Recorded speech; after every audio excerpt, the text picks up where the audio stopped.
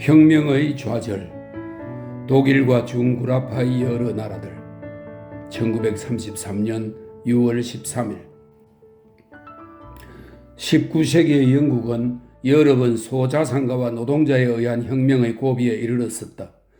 그러나 막판에 귀족 계급은 한발 양보하여 선거권을 약간 확대시키고 몇 개의 의석을 주어 체면 치레를 하거나 제국주의적 착취로 획득한 이익의 찌꺼기를 일부 나누어 주어 눈앞에 다다른 혁명을 가라앉히곤 하였다. 영국은 팽창 일로를 걸으며 식민지로부터 무수한 돈을 빨아들여 그만한 여유가 있었던 것이다. 그래서 영국에서는 혁명이 일어나지 않았으나 혁명의 어두운 그림자는 가끔 이 나라를 휩쓸기도 했다. 이런 의미에서 제1차 세계대전 후의 서유럽 최대의 사건은 결국 실현되지 못한 혁명이라 해도 좋을 것이다. 러시아에서 볼셰비키 혁명이 일어날 수 있었던 조건들이 중유럽이나 서유럽 여러 나라에도 그 정도는 낮았지만 역시 있었다. 러시아와 서구의 고도로 공업화된 영국, 프랑스, 독일 등의 가장 큰 차이점은 러시아에서는 강력한 부르주아지가 존재하지 않았다는 점이다. 실제로 마르크스주의 이론에 따르면 노동자 혁명은 이들 진보된 여러 공업국에서 먼저 폭발했어야 하나 러시아에서 먼저 일어난 것은 아무도 예상치 못했던 일이었다. 녹슬고 낡아빠진 황제 제도를 때려부수고 노동자, 농민, 소비에트가 등장하여 정권을 장악한 러시아 혁명에는 서구식 의회를 통해 정치를 담당할 강력한 중간계급이 존재하지 않았기 때문이다. 러시아의 약점인 후진성이 러시아를 보다 더 진보한 나라들 이상으로 발전하게 만든 요인이 된 것이다. 레닌이 이끄는 볼셰비키는 발전을 위한 개혁을 단행했다. 그러나 결코 그들은 환상을 품진 않았었다. 그들은 러시아의 후진성을 알고 있었고 선진국을 따라가려면 많은 시간이 필요하다는 것도 알고 있었다. 그들은 자신들의 노동자 공화국 수립이 다른 유럽 여러 나라 노동자가 기존 체제에 대해 골기하는 채찍이 되기를 원했다. 전 유럽에 걸친 사회혁명의 생존의 모든 희망을 걸었다. 만약 그렇지 않으면 나이 어린 러시아의 소비에트 정부는 자본주의 세계에 의해 압살될 것 같았기 때문이다. 그들의 호소를 전 세계의 노동자를 향해 방송한 것은 이러한 희망과 신념이 있었기 때문이다. 그들은 영토를 병합하려는 모든 제국주의적 기도를 비난했고 차르의 러시아와 영국, 프랑스 사이의 비밀조약을 미끼로 아무것도 요구하지 않겠다고 했다. 또 성명을 통해 콘스탄티노플은 이때의 영토임을 분명히 하고 터키의 압제하에 있던 동양 여러 나라의 민족에 대해서도 관대한 조건을 제시했다. 그리고 국제적 노동자 계급의 기수로서 세계 방방곡곡의 노동자들에게 자신들처럼 사회주의 공화국을 수립하도록 호소했다. 볼셰비키의 호소는 독일 정부나 연합국의 여러 정부에 의해서는 묵살되었으나 어느새 각 곳의 전선이나 공장에 침투해 들어갔다. 그것은 어디서나 꽤 반응이 좋았다. 특히 프랑스 군대에서는 현재의 분열이 표면화되고 독일의 군대와 노동자층은 훨씬 심한 동료를 받았다. 패전국인 독일, 오스트리아, 헝가리에서는 봉기와 폭동이 일어나 수개월 동안 유럽은 강력한 사회혁명의 위기에 처한 꼴이었다. 전성연합군들은 패전국에 비해 약간 여유가 있었는데 이것은 승리가 그들의 기분을 북돋아 주었고 패전국의 희생을 바탕으로 그들의 손실을 어느 정도 메꿀 수 있다는 허망한 환상을 안겨주었기 때문이다. 그러나 여러 연합국에서도 혁명의 기운이 없었던 것은 아니다. 사실상 전 유럽과 아시아에 걸쳐 무거운 불만의 기운이 일기 시작하여 혁명의 불길은 심층으로 깊숙이 숨어들기도 하고 때론 당장 폭발할 기세를 보이기도 했다. 그러나 불만의 유형과 혁명을 일으킬 것 같은 기미를 보인 계급은 아시아와 유럽이 각기 다르다. 아시아에서 서양 제국주의에 반항하는 민족 봉기를 일으킨 것은 중간계급이었다. 그러나 유럽에는 사회 질서를 전복시켜 현존하는 부르주아지 중간계급으로부터 권력을 탈취하려는 노동자 계급이 그 기세를 올렸다. 이렇게 혁명의 분위기가 고조되었어도 중유럽이나 서유럽에서는 혁명다운 혁명이 일어나지 않았다. 과거의 낡은 사회구조는 심한 공격을 받았으나 저력 있는 저항을 보였다. 그러나 끊임없는 공격은 기존 세력의 힘을 약화시켜 소비에트 러시아의 존속을 허용시킬 수밖에 없었다. 만약 이러한 배후로부터의 강력한 지원이 없었다면 소비에트 러시아는 1919년이나 1920년에 제국주의 열강에 의해 와해되고 말았을 것이다. 제1차 세계대전이 끝나고 시간이 경과함에 따라 경제는 점차 안정되는 것 같이 보였다. 혁명의 기운은 반동적 보수주의자와 왕정주의자 및 지주그룹과 복지사회주의자 내지는 사회민주주의자들로 이루어진 기묘한 형태의 연합 세력에 의해 진압되었다. 사회민주주의자가 마르크스주의와 노동자 정부의 주장을 공언하고 있으면서도 이러한 꼴을 보이니 참으로 기묘한 일이다. 사회민주주의자들의 이상은 이와 같이 얼핏 보면 소비에트나 공산주의자의 이상과 같은 것으로 보이지만 이들 사회민주주의자들은 자본가 이상으로 공산주의를 두려워한 나머지 자본가에게 반항할 용기가 없었던 것 같다. 그들은 평화적이고 의외적인 수단에 의해 자신의 지위를 굳히면서 사회주의를 도입하는 것을 바라는 것이다. 그들의 동기가 어쨌든 간에 그들은 혁명 정신을 압살하는 데 조력했고 그것을 통해 실로 유럽의 많은 나라에서 반혁명을 성취시킬 수 있었다. 한편 반혁명 세력은 이들 사회주의 정당을 타도하여 새롭고 전투적인 반사회주의 세력이 권력의 지위에 올랐다. 제1차 세계대전이 계속되는 수년 동안 사태는 대개 이러한 방향으로 흘러가고 있었다. 그러나 모순이 완전히 해소된 것은 아니어서 두 개의 대립된 세력, 즉 사회주의와 자본주의의 투쟁은 계속되었다. 양자 사이에 일시적 협정이나 협약이 있었고 또 앞으로도 있을지 모르나 항구적인 타협은 있을 수 없을 것이다. 러시아와 공산주의가 한쪽 극에 서 있고 다른 한쪽 극에는 서유럽의 대자본주의 국가와 미국이 이들과 대치하고 있었기 때문에 양자의 중간에 위치한 자유주의나 온건파 및 중도파 정당들은 어디서나 몰락의 길을 걷지 않을 수 없었다. 모순과 불평등만은 실은 경제상에 있어서의 근본적인 혼란과 전 세계에 퍼져 있는 빈곤의 정대가 원인이므로 어떤 일정한 균형이 잡히기까지는 이 싸움은 계속될 것이 뻔했다. 1차 대전 후 수없이 일어났다가 실패한 혁명 중에서 독일의 혁명은 가장 흥미있고 우리에게 교훈을 남긴 것이다. 독일 혁명에 대해 잠깐 살펴보자. 유럽 사회주의자들은 전쟁이 일어났을 때 그들의 이상과 공약에 투출하지 못했었다. 그들은 각국의 격렬한 민족주의 때문에 전쟁에 휘말려 들어 한 국가를 초월한 이 사회주의의 이상을 망각했었다. 1914년 6월 30일 전쟁이 시작될 때 처음에는 독일 사회민주당의 지도자들은 합스부르크가 설명했습니다. 그때는 오스트리아의 왕위 계승자인 프란츠 페르디난트 황태자의 암살 사건으로 오스트리아와 세르비아 간에 분쟁이 일어났었다. 합스부르크가의 제국주의적 기도를 위해서 독일 병사들의 피를 한 방울도 흘리게 할 수 없다는 뚜렷한 반대 의사를 표명했었다. 그러나 5일이 지나자 독일 사회민주당은 전쟁을 지지하고 나섰으며 다른 나라 유사 정당들도 그 예를 따랐다. 그뿐 아니라 오스트리아의 사회주의 지도자들은 폴란드와 세르비아를 오스트리아 제국에 통합시킬 것을 논의하면서도 이것은 절대 병합이 아니라고 우겨댔다. 1918년 초 볼셰비키의 유럽 노동자에 대한 호소는 독일 노동자들에게 커다란 영향을 끼쳐 여러 병기 공장에서는 동맹 파업이 잇따라 일어났다. 이것은 독일 정부에 대한 중대한 도전이었으며 파국을 초래할 것 같았다. 이때 사회주의 지도자들은 동맹파업위원회에 쳐들어가 그 내부에서 동맹파업을 파괴하여 사태를 수습했다. 1918년 11월 4일에는 북부 독일의 키일에서 해군의 반란이 일어났는데 독일 해군 군함이 해상 출동 명령을 받았으나 해군 기관사들이 이를 거부해버렸다. 더군다나 이를 진압하기 위해 투입된 군대조차 반란군 측에 가담해버린 것이다. 반란군에 의해 결국 장교들은 관직을 박탈당하거나 억류되고 노동자와 병사 평의회, 즉 소비에트가 결성되어 마치 러시아 소비에트 혁명의 시작을 연상케 하였으며 이것은 독일 전체에 파급될 기세를 보였다.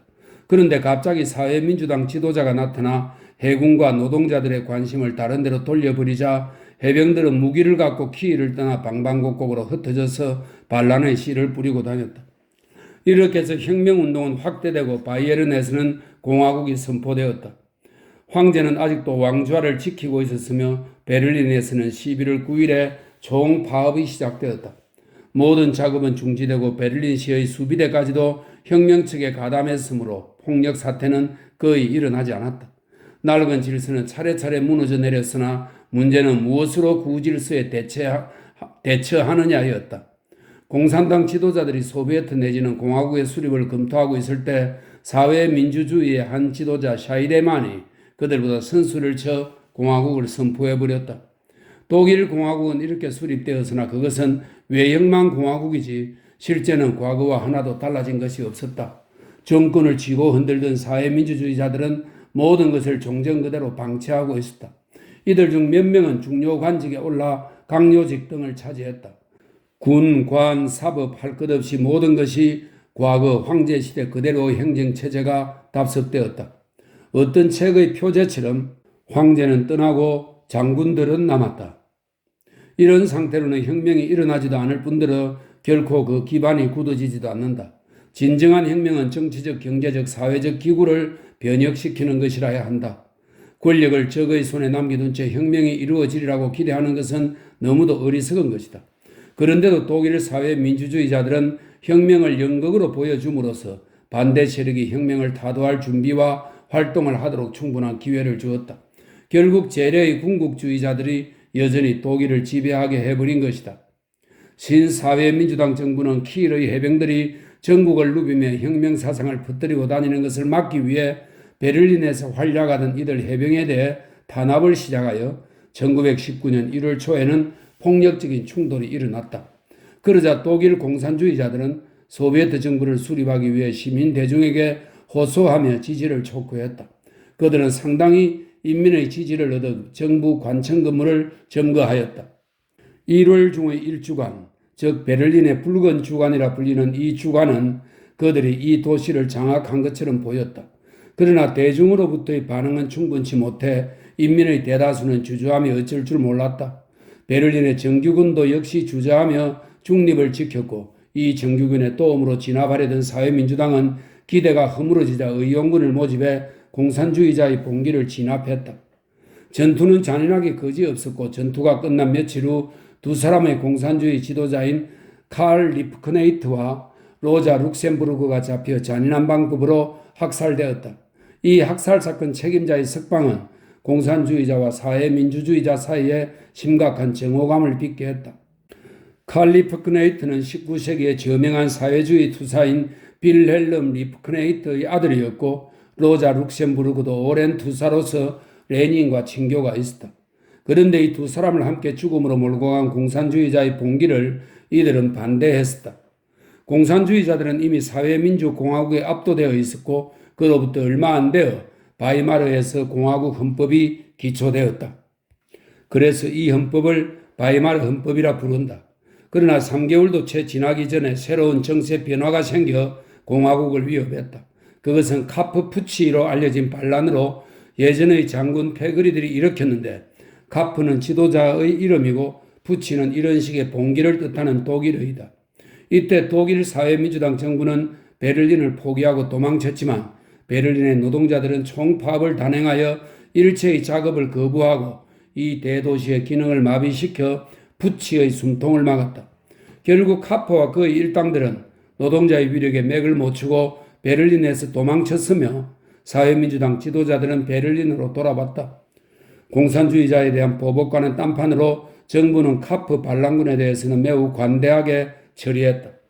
반란군 중에는 예전의 장교들이 많아 연금을 받고 있었는데 반란 후에도 연금을 계속 받게 해준 것이다. 바이에른에서도 공산주의 혁명을 반대하는 푸치, 즉 반란이 일어났다. 이것은 실패에 그쳤지만 그 조직자가 당시 오스트리아의 퇴역 하사관이었음에 훗날 독일의 독재자가 된 히틀러였다. 이러한 상황을 종합해보면 독일 공화국은 이름만 존속하지 날이 갈수록 약체화되어 가고 있었다는 것을 알 수 있다.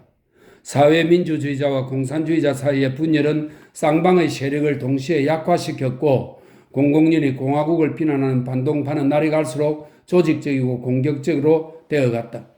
융카라고 불리는 대지주들과 자본가들은 정부 각 부처에서 실오라기만큼이나마 남아있던 사회주의적 요소를 서서히 제거해갔다. 베르사유 조약은 독일 국민에게 큰 충격을 주었으나 반동파는 이것조차도 자신들의 이익을 위해 사용했다. 이 조약에 따르면 독일은 군비 축소와 군대의 감축을 할 수밖에 없었다. 독일은 겨우 19만 명의 군대를 유지하도록 허락받았다. 결과적으로 표면적으로는 군비 축소를 했으나 실제로는 대량의 무기가 숨겨지고 각 당파에 속하는 민병인 의용군이 조직되었다. 보수파의 의용군은 철무단이라 불렸고 공산주의자들의 노동자 의용군은 적색전선이라고 불렸다. 또한 그 뒤에 히틀러의 일파가 나치스 군단을 결성했다. 독일의 전쟁 직후에 혁명이 고조되면서 얼마나 치열하게 반혁명파와 혁명파가 투쟁했던가 하는 것을 얘기하자면 아직도 한이 없다. 독일의 바이에른이나 작센에서도 역시 봉기가 있었다. 강화 조약에 의해 옛날의 영토를 많이 잃어버리고 이제는 손바닥만한 나라가 되어버린 오스트리아도 역시 똑같은 조건 하에 있었다. 비인이라는 커다란 수도를 지닌 이 조그만 나라는 어느나 문화면에 있어서는 완전히 독일군에 속한다. 이 나라는 1918년 11월 12일 즉 휴전 그 다음날 공화국이 되었다. 오스트리아는 독일과의 합병을 희망했으나 연합국은 이것을 금지시켰다. 오스트리아에서도 독일과 마찬가지로 최초에는 사회민주당이 정권을 장악하고 있었다. 그러더니 점차 자신을 잃어가 부르주아 정당들의 타협 정책에 따랐기 때문에 사회민주당의 세력은 완전히 축소되고 정권은 다른 사람의 손으로 넘어갔다. 독일과 마찬가지로 민병이 조직되고 마지막에 반동적 독재 정권이 세워졌다. 오랫동안 사회주의가 지배해온 빈과 지방의 보수적인 농민층과의 투쟁이 끊이지 않았다. 빈의 시정부는 노동계급을 위한 거창한 주택시설이나 그 밖의 사회주의적 계획으로 유명해졌다. 헝가리에서는 전쟁이 끝나기 5주일 전인 1918년 10월 3일에 이미 혁명이 일어났고 11월에는 공화국이 선포되었다. 그로부터 4개월이 지난 1919년 3월에 제2차 혁명이 일어났다. 이것은 지난날 레닌과 협력한 바 있는 공산주의의 지도자 벨라 쿤이 지도하는 소비에트 혁명이었다. 소비에트 정부가 세워져 수개월간 정권을 장악하자 이 나라의 보수 반동 세력은 루마니아 군을 끌어들여 원조를 요청했다. 루마니아 군은 쌍수를 들어 수락하고 벨라쿤 정부 타도를 원조하더니 헝가리를 집어삼키기 위해 이 나라에 진을 치고 앉아서 물러나지 않았다. 결국 연합국의 위협으로 루마니아 군이 철수하자 헝가리의 보수파는 두 번 다시 혁명이 일어나지 못하도록 나라 전체의 자유주의자와 진보주의자들에게 테러를 하려고 민병대나 의용군을 조직했다. 1919년의 전쟁 후 역사상 가장 피비린내 나는 페이지로 손꼽히는 헝가리의 이른바 백색 테러가 시작되었다. 봉건적 지주층이 전쟁 때 크게 한몫 잡은 대자본가층과 결탁하여 공산주의자뿐만 아니라 노동자, 사회민주주의자, 자유주의자, 평화주의자 및 유태인에 이르기까지 학살과 테러의 범위를 넓혀갔다. 그 후 헝가리는 반동적 독재정치의 압제하에 놓여 있었다. 형식만을 갖춘 의회는 기명투표제를 택했기 때문에 의원 선출을 위한 투표는 공개되었다. 경찰이나 군대가 독재정치에 필요한 인물만 당선되도록 감시하고 있었다. 또한 정치 문제에 관한 공개적인 집회는 허락되지 않았으면 물론이다. 지금까지 제1차 대전 후에 중부 유럽에서 일어난 일들과 여러 나라에 있어서 전쟁과 패전 및 러시아 혁명에 대한 반응을 고찰했다. 전쟁이 몰고 온 경제적 변화와 그것이 자본주의를 오늘날과 같은 비참한 상황으로 몰아세운 것에 대해서는 따로 논의해야 되겠다. 이 얘기의 결론은 결국 제1차 세계대전 후의 수년 동안에 걸쳐서 유럽에서는 실로 혁명이 임박한 것 같은 정황이었다는 것이다. 이 사실은 소비에트 러시아에게 크게 도움이 되었다. 왜냐하면 제국주의 열강들은 자기 나라의 노동계급의 반발을 두려워한 나머지 혁명의 원천인 소련에 적극적인 공격을 가하지 못했기 때문이다. 이런 분위기도 얼마 안 가서 몇 나라를 제외하고는 혁명은 성취되지 못한 채 끝이 났다. 사회민주주의자는 그들의 강령이 혁명이론의 기초를 두었음에도 불구하고 사회혁명의 탄압과 회피에 괄목할 만한 역할을 했다. 이들 사회민주주의자들은 자본주의의 자연적 소멸을 바라고 또 그렇게 믿고 있었기 때문에 자본주의에 대하여 공격을 가하는 일보다는 오히려 당분간 그 존립을 도와주었다고 볼 수도 있다. 혹은 그들의 당기구는 너무도 안정되어 있어서 사회적 격동의 위험을 조장하기보다는 기존 질서 속에 깊숙이 안주하고 있었기 때문인지도 모른다. 그들은 되도록 중도적 입장을 취했기 때문에 임무 수행은 완전히 실패로 돌아가고 그들이 본래 지니고 있던 것마저도 상실해버렸다. 그 후 독일에서 일어난 일들이 이것을 뚜렷이 말해주고 있다. 이렇게 전쟁 후의 한 시기를 풍미했던 하나의 지배적 사조는 폭력적 정신의 대두였다. 세계의 거의 모든 나라에서 노골적이고도 모렴치한 폭력이 활개를 치고 또 찬사를 받았다. 이것은 전쟁과 또한 그 후에 몰려온 각 계급 간의 이해의 충돌에 커다란 책임이 있다. 이 충돌이 한층 더 격렬해지고 날카로워짐에 따라 폭력 또한 발달했다. 자유주의는 그의 소멸 상태에 빠지고 19세기적 민주주의는 혹평을 받으며 끝을 맺었다. 독재자들이 드디어 머리를 들고 눈앞에 나타났다. 나는 이 편지에서 패전국을 들어 이야기했다.